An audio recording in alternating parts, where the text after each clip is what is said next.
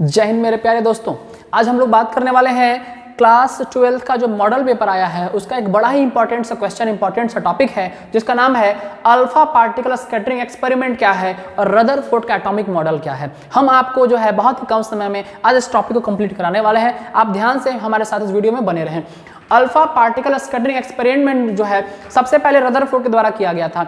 उसमें उन्होंने किया क्या था आपको हम शॉर्ट में समझा देते हैं। उन्होंने एक गोल्ड फॉइल लिया था और गोल्ड फॉइल के ऊपर जो है उन्होंने गोल्ड फॉइल के ऊपर एक अल्फा पार्टिकल का बौछार कराया था।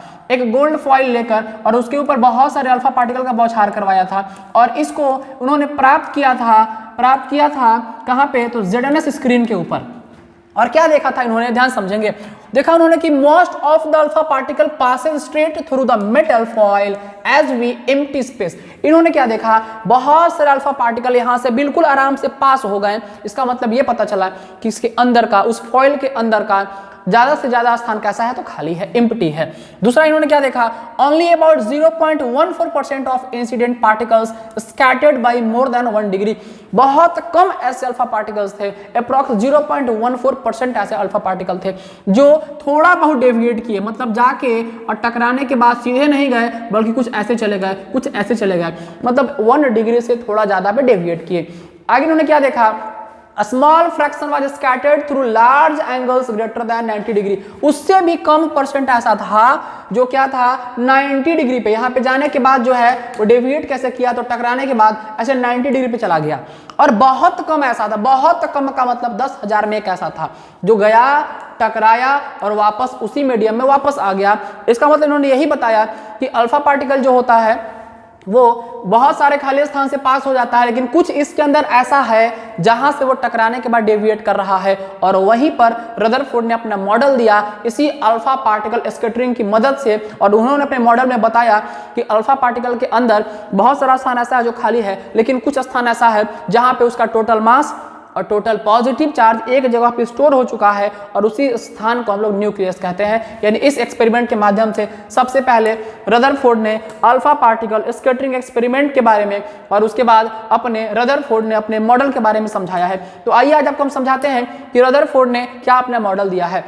तो रदरफोर्ड स्कैटरिंग एक्सपेरिमेंट के आधार पे जो उन्होंने अपना मॉडल दिया, जो कि आपके जैक मॉडल का क्वेश्चन नंबर 41 में दिया गया है, जो कि बड़ा ही इंपॉर्टेंट टॉपिक है। ये आपके एग्जाम पॉइंट ऑफ व्यू से इंपॉर्टेंट टॉपिक है। पहले हम सारे पॉइंट्स को एक बार यहाँ पे देख लेते हैं कैसे कैसे बताया गया है, उसके बाद हम एक एक करके आपको सारे पॉइंट्स को बहुत ही आसानी से समझाने वाले हैं। तो आइए हमारे साथ आप बने रहें और देखिए रदरफोर्ड मॉडल ऑफ एटम क्या है। रदरफोर्ड मॉडल ऑफ एटम क्या है, आइए समझते हैं। पहला पॉइंट रदरफोर्ड ने बताया, एन एटम कंटेन्स, एटम जो है वो क्या कंटेन करता है सर, तो जो एटम है वो कंटेन करता है पॉजिटिव चार्ज पार्टिकल्स को कंटेन करता है। और जो पॉजिटिव चार्ज पार्टिकल्स होते हैं वो कहाँ पे होते हैं, उसके सेंट्रल पार्ट पे होते हैं, उसके मैसिव कोर में होते हैं और वो स्थान को क्या बोलते हैं, न्यूक्लियस। तो सबसे पहला मॉडल था इनका वो था न्यूक्लियर मॉडल के बारे में। इन्होंने सबसे पहले न्यूक्लियर मॉडल के बारे में बताया।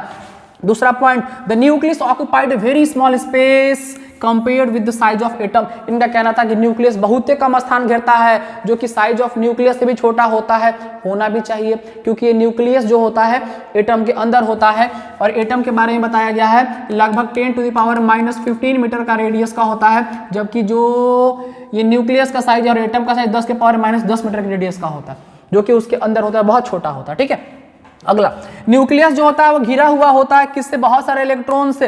इनका ये भी कहना था थर्ड पॉइंट में कि जो न्यूक्लियस है बीच वाला वो आसपास से बहुत सारे इलेक्ट्रॉन से घिरा हुआ है, और इलेक्ट्रॉन का संख्या और न्यूक्लियस के अंदर स्थित प्रोटॉन का संख्या, that means negative charge positive charge दोनों ही बराबर होगा। इसलिए ओवरऑल जो आपका ये एटम है वो इलेक्ट्रिकली न्यूट्रल होगा। तो तीन बात इन्होंने क्या क्या बताया। पहला बताया न्यूक्लियस के बारे में कि पॉजिटिव चार्ज उसके सेंटर में निहित होता है, जिसको न्यूक्लियस कहते हैं। दूसरा इन्होंने बताया जो साइज होता है न्यूक्लियस का वो एटम के साइज से भी बहुत छोटा होता है, क्यों, क्योंकि न्यूक्लियस एटम के अंदर होता है। तीसरा जो मॉडल था, तीसरा बात जो रदरफोर्ड ने बताया वो ये था कि न्यूक्लियस जो होता है वो घिरा होता है इलेक्ट्रॉन्स क्लाउड से, यानी चारों तरफ से नेगेटिव चार्ज से, और बीच में होता है इसमें पॉजिटिव चार्ज, और नेगेटिव पॉजिटिव चार्ज दोनों का संख्या बराबर, इसलिए ओवरऑल इलेक्ट्रिकली न्यूट्रल होता है। और लास्ट पॉइंट इन्होंने कहा है क्या, to keep the electrons in place against the electric force attracting them to the nucleus they revolve around the nucleus in orbit. इनका कहना है कि नेगेटिव चार्ज और पॉजिटिव चार्ज के बीच में एक इलेक्ट्रोस्टैटिक अट्रैक्शन फोर्स लग रहा है, जिसके चलते जो इलेक्ट्रॉन है वो अपने एक फिक्स ऑर्बिट पे और न्यूक्लियस के चारों ओर चक्कर लगा रहे हैं। तो ये था रदरफोर्ड का न्यूक्लियर मॉडल। हम इसी तरह से बहुत इंपॉर्टेंट टॉपिक्स को आपके लिए लेकर आएंगे एक एक करके अगले वीडियो में। तब तक के लिए जय हिंद, जय भारत।